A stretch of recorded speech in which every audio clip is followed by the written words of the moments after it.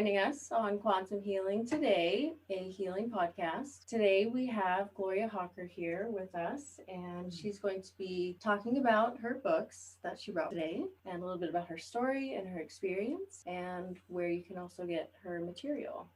So, Gloria, thank you for being here. Thank you for having me Thank here you. today, Melanie. Thank Thank you. you. Thank you. So, I'm very excited to hear about your books and your stories. So, where would you like to start? Well, it's a long story, so long ago. What I thought was my first awakening, my awakening in 1988, not until a couple of years ago, a memory from my memory banks began to bother. It was unsettling. I had a lot of questions. I just had a little memory. And along with the other people, it has to do with this small airplane and other three people in the airplane. And what transpired in coming home, which was during either early fall, late summer, that this did occur. And with the very few memories that I did have of it, it bothered me, constantly bothered me. And I wanted to undergo hypnotherapy. And I took that chance when Janet and Alex Sashalesson were here in Albuquerque. Alex put me under hypnosis, hypnotherapy. And well, did I ever find out? The question was, we were coming home from Arizona. It was already like maybe 7 o'clock, and it was pretty dark out. And all of a sudden, there were lights surrounding the airplane. We didn't know what these lights were. We thought, oh my God, we're in military space. Because, of course, the flight took us near White Sands, Holloman Air Force Base. And the pilot kept saying, no, no, we're out of military space. And we turn off the airplane lights on the inside to try to identify what are all these lights around the small airplane. No, you can't tell anything. It looks silver and with the lights. Well, as it went on, we really didn't know at that time what had happened. I woke up, I was still in the plane in a different space. It was all very, very dark. I woke up because somebody is grabbing at my arms and my legs. I was sitting in the back with this female friend, and the ungodly faces that I saw, the hands that were reaching, that had me, that were pulling me out of the back seat of this airplane, and then eventually walking me in a daze. I didn't know where I was. It was dark, but there was light in the distance coming from someplace. And here I saw several other, I didn't know who they were, what they were, so I called them ungodly creatures, were taking me to. Then there was a door that slid open, and on the inside it was so bright lights. And I noticed there was tables. And before I knew it, somehow they put me on these tables. Medical work was being done to me while I was awake. Unusual tools coming out from wherever. Bright lights I couldn't hardly see, but there were several of these ungodly creatures standing around this table. And then I blacked out. Awakening as the other passengers on the airplane were also awakening. Oh, that felt like a good rest. Where are the lights? They're gone. No one knew anything different until we got closer into Albuquerque, the international airport, communication with the pilot. Where have you guys been? You are late. You are like 2 hours late. Where have you been? Well, when the plane landed, the pilot was instructed to get up to the tower immediately. And before the last transmission was that we were 2 hours late. My family and my children were out there waiting, very worried. I had a little bit of that memory, and that's what had been bothering. I don't know why, where it came from, and I had to find out. And that was the full story. Um, I take that. This happened probably Well, in the 1970s, I don't really know exact date. And through hypnosis, I gain more information. I'm able to deal with it because over time, getting to know who these grays are, not to give away my age now, so long ago, so very long ago, I thought was my first awakening. After a week of seeing these strange lights of where we used to live near the Sandia Mountains and could not identify what these strange lights that we were looking at. And lo and behold, one night, here's a big, which we thought was a hot air balloon because during that time, the fiesta that is held in October, the Mhm. uh, hot air balloon fiestas, they were able to go over the Sandia Mountains at that time. My children and myself, because of where we lived, a lot of balloons, hot air balloons, would land on our street or the empty lots. My kids would run out so excited, let's go help, And sometimes the owner of the balloon, they would say, well, you worked hard. Would you like a little lift? So they would give my kids a little lift up and then back down. But finding this so unusual because this big white light on the southeast corner of our two-story home, it was just stationary. And I went out to the balcony and no, I don't hear the pilot, turning on and off the hot air, the gas. Okay, Mhm. nothing, no movement. Call the kids out.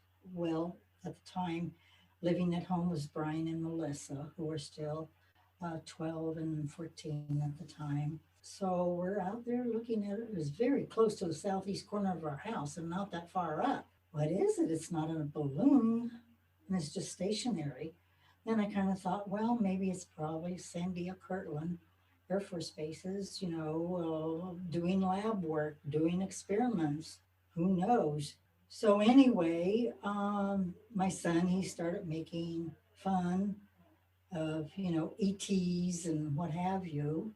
My belief at that time, I was I didn't believe in any of extraterrestrials, any other beings living out in this small universe. Right. We're the only humans,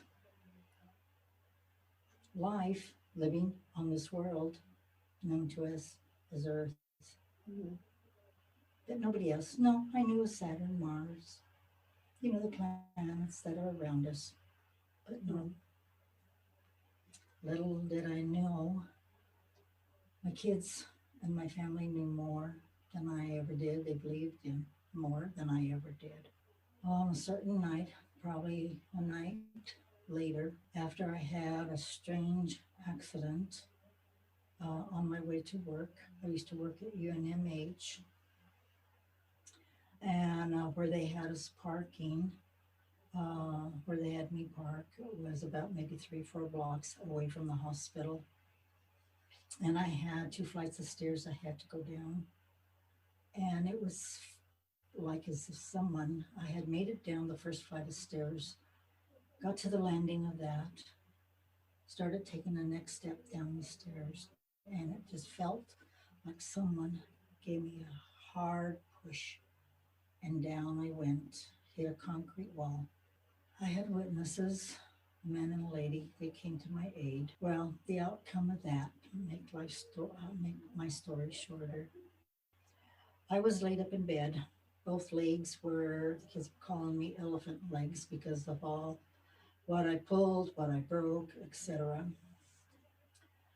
That night, my husband, he had a evening job, so he was working. My mom and dad stayed till about 10:30 that night, made sure the kids were in bed. I turned off the lights about 10:30 that night, and I was feeling all very restless, unnerving, just couldn't relax. And I'm laying there in the dark, And for some reason, the north wall of our bedroom began to fluctuate with these real pretty colors, colors of lights that we had previously seen on the Sandia Mountains near the crest. Couldn't understand why, but they were very soothing.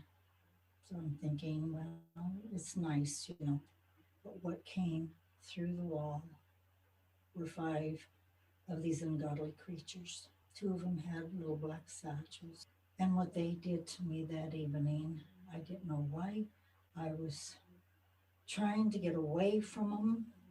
I thought, I'm trying to get to the edge of the bed, to crawl to the edge of the bed, to get away. I'm screaming. My son, he was big for his age. He played football. He had a good sized body. And I'm wondering how come he doesn't hear my screams? Why isn't he coming? No, they didn't come. Well, the events of that night is written in my book, The Beginning, which I thought was the beginning, Morning Glory, Diary of an Alien Abductee. From that night, I didn't understand. And from that night on, I began waking up in an unfamiliar place, laying on a hard bed. There was a lot of lights. There was like noises, other people groaning, moaning. There was other people there lying on tables. And lo and behold, before I knew it, I'm surrounded by ungodly creatures doing medical procedures on me. I became to feel like I was nothing but a lab rat after time. And then having a shared visit with my smaller daughter, Melissa. She would be lying on the next table, hearing her screams. At least I thought I was hearing her screams.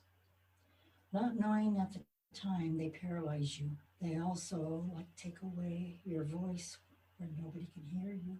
But in your head, you hear it and you're trying to fight them off and you can't. Some of these ungodly creatures, describe them, they have the big black bug-eyed eyes. I hardly saw any ears, nothing but a split for a mouth. How am I hearing them? How do I hear them in my head? I don't know.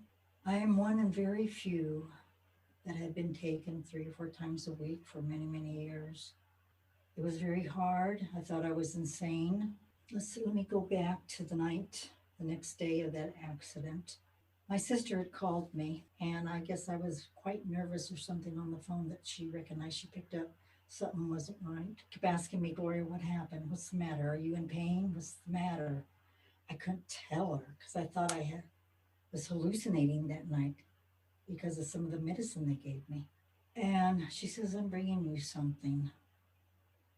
Because I had told her, I said there was just something so weird. And I told her a little bit of it. And that's when she said, I'm bringing you something. So when she got to the house, she came upstairs. She had her hands behind her back, standing in the doorway there.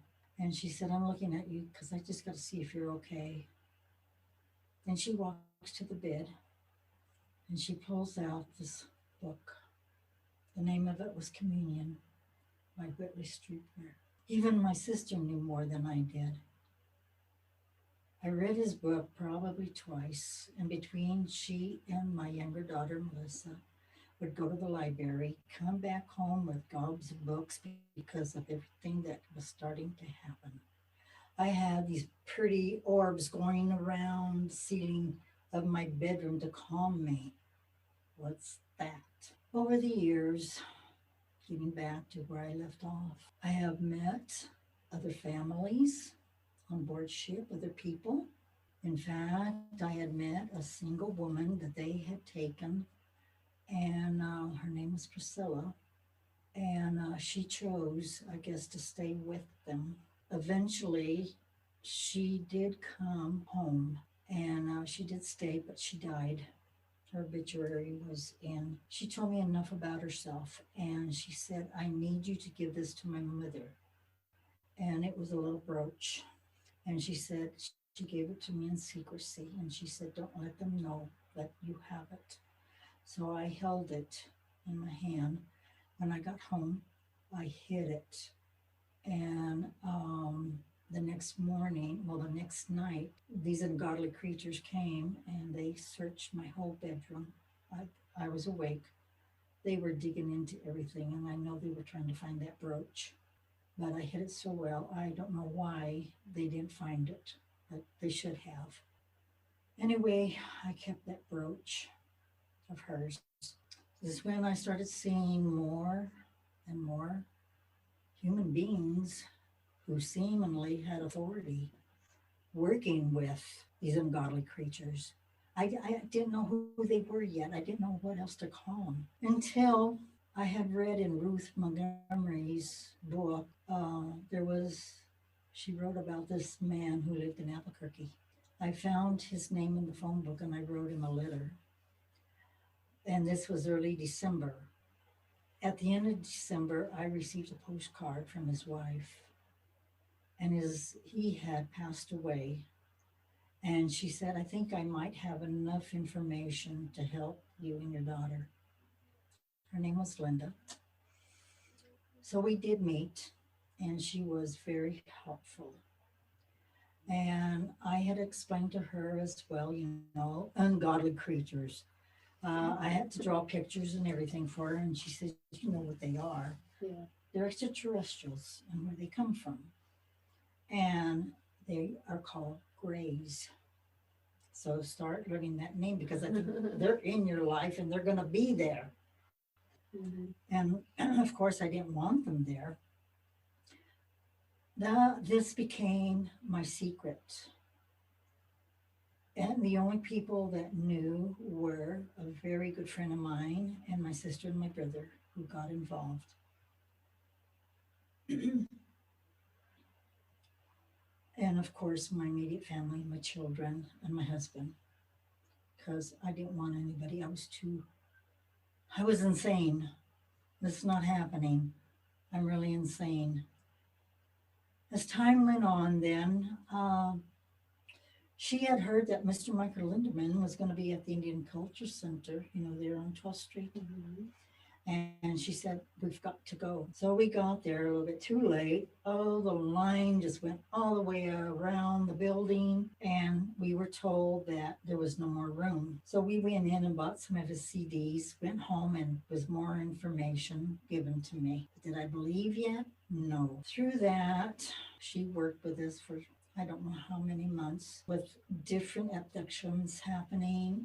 Now I'm seeing like praying mantis things that are supposed to be in my backyard that I've held in my hand. I'm seeing various different grays, different colored grays. And oh my God, where's my head? But Linda says, no, no, Gloria, it's for real. It's for real. Well, soon she left us. There was an upset. And continuing on, my daughter and I started experiencing when we would go up, there was another mother with the same age daughter. And it seems like when on board ship, every time, there they were as well. We were almost able to communicate as much as we could and with the different things that were happening to us. And then I think the last abduction together there, it was in a mountain, the inside of a mountain. And she and I, when we found each other here going to the same Catholic church, I think the day that we found each other, we couldn't talk to each other. We just stood there and just looked at each other. We didn't know what to say. We didn't. The new discovery, the shock of it all. They had delivered, I think that week, delivered Melissa and I and left us at their house, sitting in their kitchen with them at their kitchen table. We heard some noise outside and we did see the ship go up. I don't know who discovered that they delivered Melissa and I and left us at their house, came back and took Melissa and I and brought us to the correct home. Walking down a hall on board ship, the hall was like rounded. I've been taken to a darkened room where there was cubicles with solutions in them. And it was my friendly gray, who finally, he was there every single time I was taken up, even with my daughter. He was always there. Very knowledgeable, very kind. Well, he took me there, and there I was able to see like body parts floating in water, little fetuses, human and hybrid. After he showed me that, then we walked down this curving hallway Here comes two little boys running down the hallway. I'm going to tell Daddy, I'm going to tell Mommy on you what you did. Well, anyway, eventually we got to this room where I met Mr. Paul Pacheco from Mexico. And Mr. Pacheco was in an accident. He was an abductee, had been taken many times and put on board ship. I guess just because of occurrences, the Greys were there just in time after this car accident that he was in. He eventually lost his arms and his legs. They are trying, well, I'm sure he's completely healed by now. But at the time that I was introduced to him, yes, he didn't have his arms or legs. He lost a lot of his organs inside.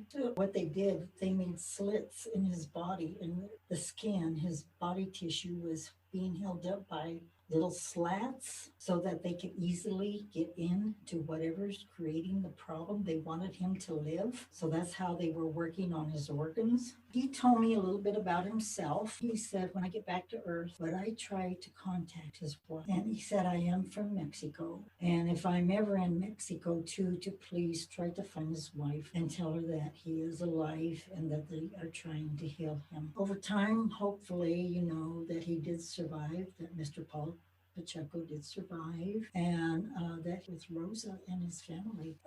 After many, many tests, and I began at times to feel pregnant. Yes, I know I've been pregnated, and I have two special hybrid daughters over my learning. After you have the baby, which you're pregnant for about 3 months because their babies, they develop a lot quicker. And when the baby comes out, they normally let you baby a man's hand, or I can fit into a man's hand. Just a very, and as the mother, have human babies to hold somebody with a large head, not so large eyes, but yet you just want to, but the motherly instinct takes over. And what they want is for that baby to start to suckle on your breast. But like I said, with two special daughters, over time, well, I had polio as a child. One of my daughters, the smaller one, she, through DNA, she got polio, and they tried everything to see if they could heal, and they couldn't. That is the reasoning. They came to me that night, the five of them. They are the ones that caused the accident. I don't know the reasoning why they had to throw me down the stairs and injure my whole body the way they did, because I was laid up in bed for almost 3 months on crutches finally, and what have you. Getting to know both daughters, trying to work with that little one, and it's really a sad story, but eventually she did die. The older one, Ms. Winshaw, I got to grow up with her. I got to see her almost every time they would take me up, which was really good. Her hair was just so wiry, just sticking out everywhere, thin, dirty. They have a smell. One time I was able to take a comb up with me. So trying to comb through all the knots. She was the sweetest little girl. The only way we would communicate is telepathy. Oh, when I was combing her hair, she made a little squealing noise, and that was indication to me she's got a voice. So we started singing. I tried to get her singing little simple songs. Let's make some words, make some noises for me. And eventually, over time, I got her to talking. We could communicate. Many nights, we had a Karen Terrier dog and two Persian cats.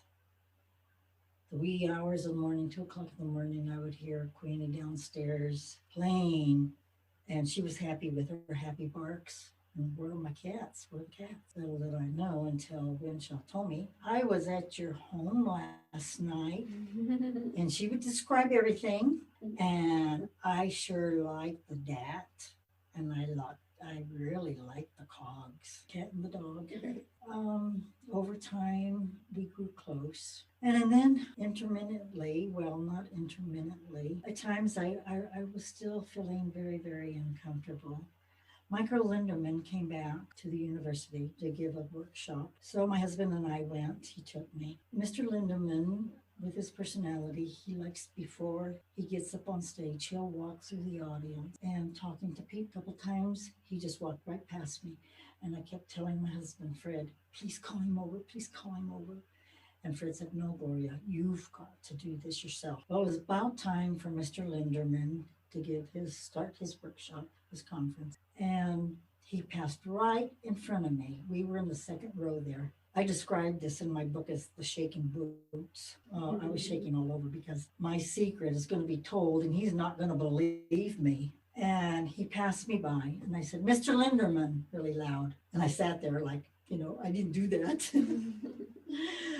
And he knew who called him over. He looked at me directly and he walks to me. So I stood up as nervous as I was and I told him, I said, I have been experiencing some type of abductions with what I used to call ungodly creatures, and I still call them the ungodly creatures. And I talked to him for a little bit, and he reaches into his wallet, pulls out a card. He said, if my talk ends before 10:30 tonight, I want you backstage. We're going to talk.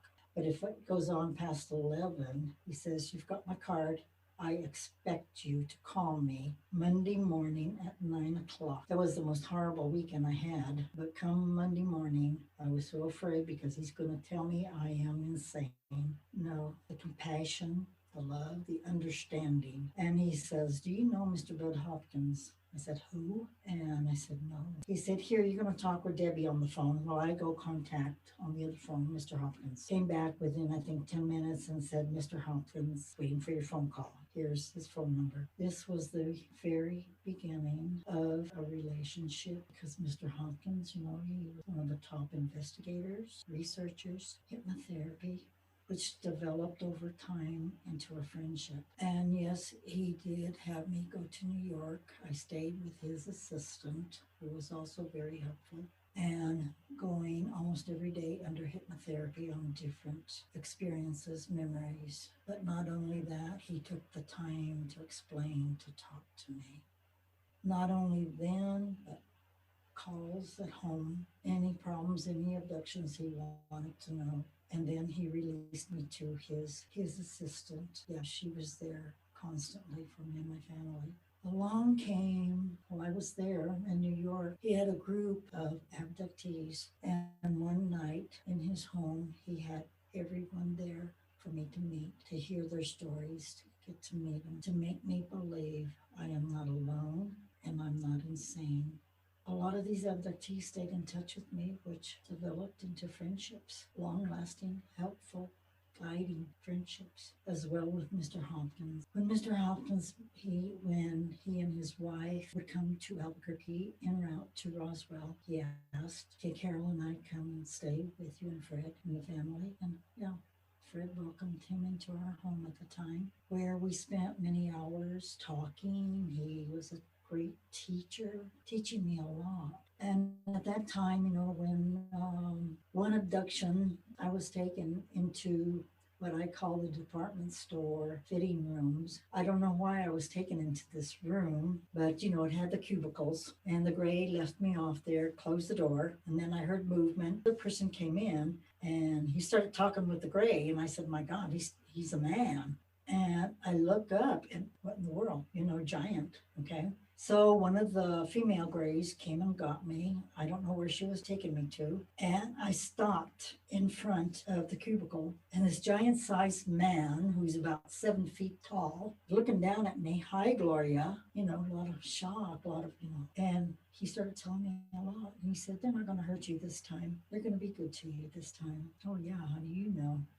Anyway, right away, he told me his name, but he was dressed as Paul Bunyan, the exact same way. But the only thing different too was he had dark hair, just like Paul Bunyan. So I gave him the name of Paul Bunyan. He was there after every abduction. I got to know him. Okay, that species, they're beautiful, very nice, very knowledgeable. One of my teachers. After working with Bud Hopkins for many, many years. And, at one point, because of seeing my daughter and what would happen within our house to our son, I wanted my children to be safe. Mother's love, I was a mother. I don't want these beings. Whoever you are, you stay out. I talked to my brother. I talked, I think, to Bud about it. And they said, if you constantly start repeating what you want to say to the Grays or whoever to leave your children alone, and you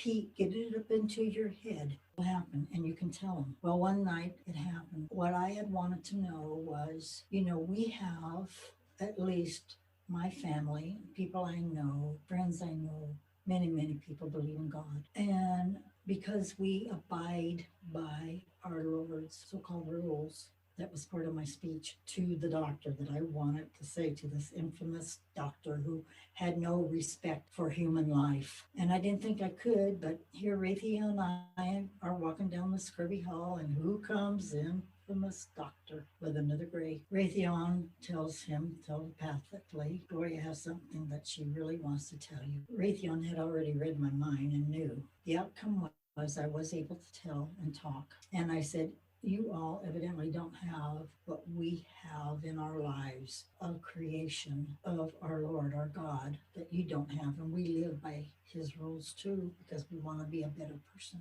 kind, peaceful, loving, hardworking, all that. And you don't. You don't have any respect for us human beings. And he stopped. And if I remember, he folds his arms, his long arms. Gloria, boy, did he ever tell me about creation and about knowing things not even our Pope, not even the smartest scientist, theologian, what he knows and what they know of the greatest, most powerful energy that we call God. And yes, they do. Life on board then, since that point in time, changed for me. No more tests, no more medical. I found myself sitting in like a schoolroom with some other people, very few people.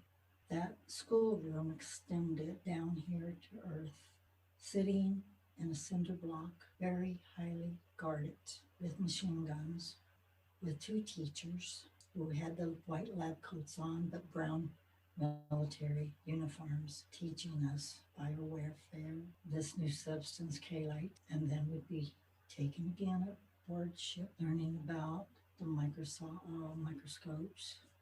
They would bring us little species in little species jars, not jars, but the little round specimen, looking for certain things, reporting what we see. We would always sometimes now have to put, like what the astronauts wear, the helmet, the white clothes with the oxygen moving inside. In the labs, they would take us to work with this substance. There, I began seeing, boy, that man sure looks very familiar to me. Yeah, the next day I'd see his picture in the paper. He's an astronaut under a different name. Other people there that I would see working along, knowing they had been there so many times. I'm also called a mil lab, which is military. You're being abducted by top profile people from the government. This happens worldwide with certain alien abductees. And the top profile people I did write about and drew pictures of in Morning Glory, Diary of an Alien Abductee, and you can't identify him. One particular man who I met was very kind, kept apologizing for the way I was taken at night, what they would do to my husband so he wouldn't fight. There's so many memories there, so many stories coming from high government profile people who don't care about human life either. And just because they want to be the first with alien technology, first world, getting to know other extraterrestrials, beings, they're the reptilians. I'm sure you have heard of them. Abductions after abductions, memories after memories, and how I dealt with it at that time, I don't know, but I did. I think because of the love of my family, the love and care of some special friends, and the community of abductees, researchers. I wanted to give back to this community. I had a very dear friend, and I told her my wishes because of all the help, the love given to me and my family, the learning, the teaching from all the abductees that I met, friendships that grew within this phenomenon. I mean, there was just so much. And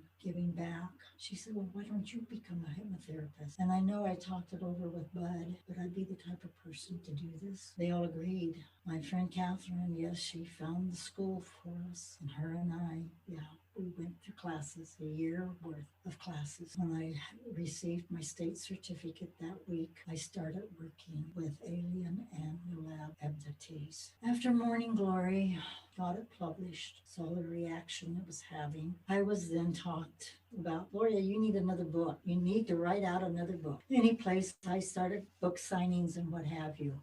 Gloria, we need to hear more. So I sat down and started writing Morning Glory Ever After. A lot more information in here about further memories of abductions, experiences, people I met, people I've lost over time.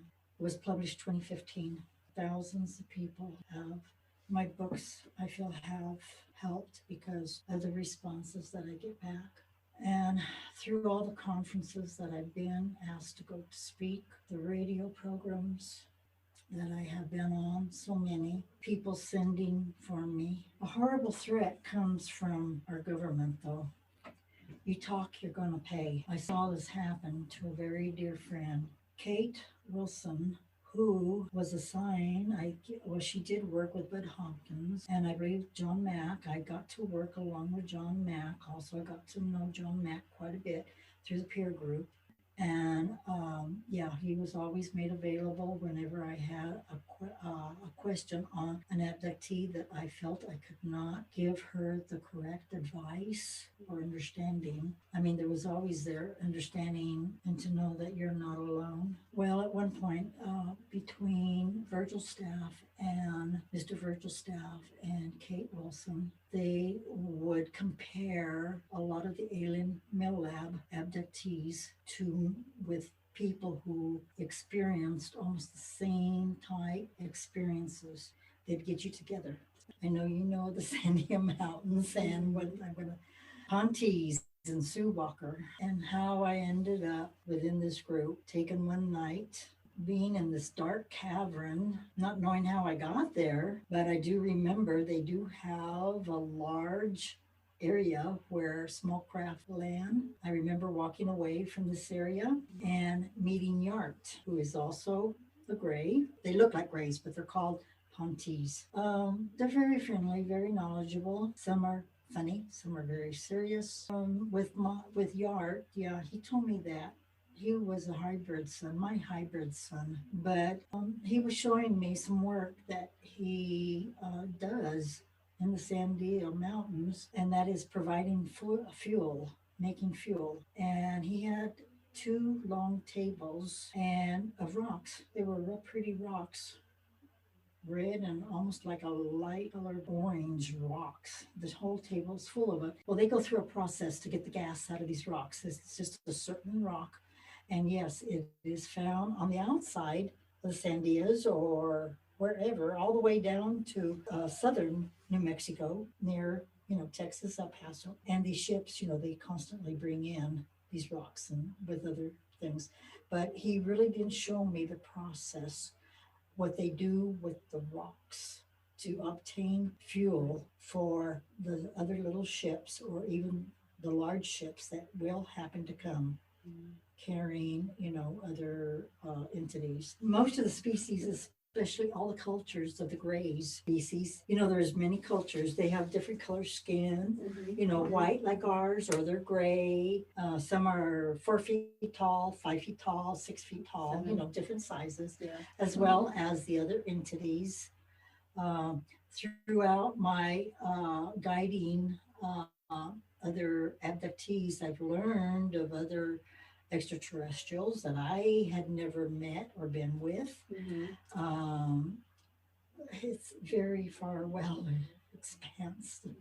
Yeah. And one of the cultures, I don't know if it is from Raytheon and the group of Greys or Paul Bunyan or who it is that will come in their spaceships. They've done this a couple of times. I think like what I discussed with you earlier about the airplanes, we're in the path of the landing as far as out as I live, they travel. But this one night, last fall, it was still warm with, I normally sleep with my bedroom door open, the balcony door open to get fresh air in. And of course, at 10:30 every night, you see this airline coming in with passengers. Well, this one night, it was kind of funny because this plane came from the east and the lights are on the side of it. Very bright lights. Couldn't figure that one out, but it stopped. It just stopped in midair. Mm. And then as I got out of bed, it went down. And I thought, oh my God, that airline just crashed. What do I do? And it went down and it stops. And then it goes west to the left. And then it goes back up. And by that time, I'm out to the balcony and it just went west. And I said, hey, you guys, you left me. You haven't seen me in a long time. Come back. I want to go too. I hope I didn't holler that out too loud for my neighbors to hear. But like that. And then last week we had another incident. And yeah, I called a friend right away. And she lives a lot southeast from me, and she went outside to see if she could see it as well, but no, she couldn't see it. And about an hour later, yeah, they said bye. So with just very, very few memories that I have, things are starting to come through, maybe for another book.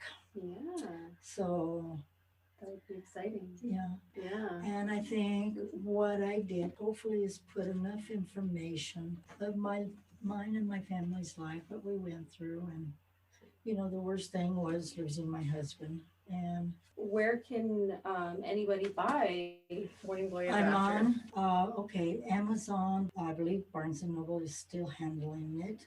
Yes, you can get it online. Can anybody get both of them? So that's Morning Glory and Morning Glory Ever After. You can get both of them on Amazon? Oh, yes. Okay. Yeah. Okay. Yeah. Kindle and paperback or one or the other? One of either, whatever. Okay. Yeah. So, and like I said, I'm truly, truly amazed that these two stories have helped, I want to say, thousands of people. I mean, I never dreamed that it would go out far and wide like they have. And because of the responses that I've received back, and the printing company, they send me whatever. Mm-hmm.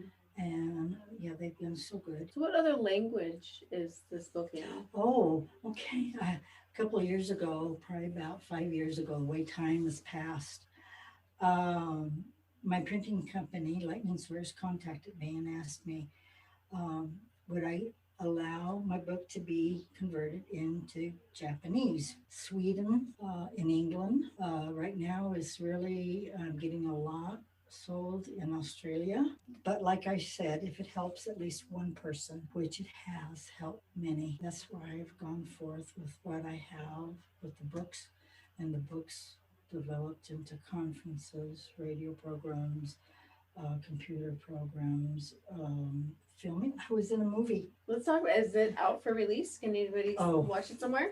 The original movie called The Hidden Hand, did not make it. So the producer, he redeveloped it, and it's called The Hidden Hand 2, I think. It sits on the shelf. Yeah, that movie, the actors were Al Bulick's and I, when Al Bulick was still alive. And over time, the people that have passed, either in unusual ways, or the people that guided me, who taught me, who were patient with me, people that I worked with. Gabe Valdez. I don't know if you ever heard of Mr. Gabe Valdez, here in Albuquerque and with Dulce, New Mexico. I wrote some. It's either in Morning Glory Ever After or Morning Glory Diary. In Morning Glory Ever After, with mind control, which the extraterrestrials are famous for, and the military are famous for. I talk of a client, what's happened to him in his life, and how he came to me for help, and what happened. Such a pleasure to hear a little bit more about your story and your experiences, and how the books came about, and that you're still going forward with another book, and you haven't given up. Well, I thought I had. Well, sometimes you just need a break. Right. So. Yeah. Well, thank you. You're welcome. Thank you. If anybody ever wants to get a hold of you, is that possible? Now they can get a hold of me through Damom on my email. Okay. That is DAMOM15165 at AOL.com. Thank you. You're very Thank you. welcome.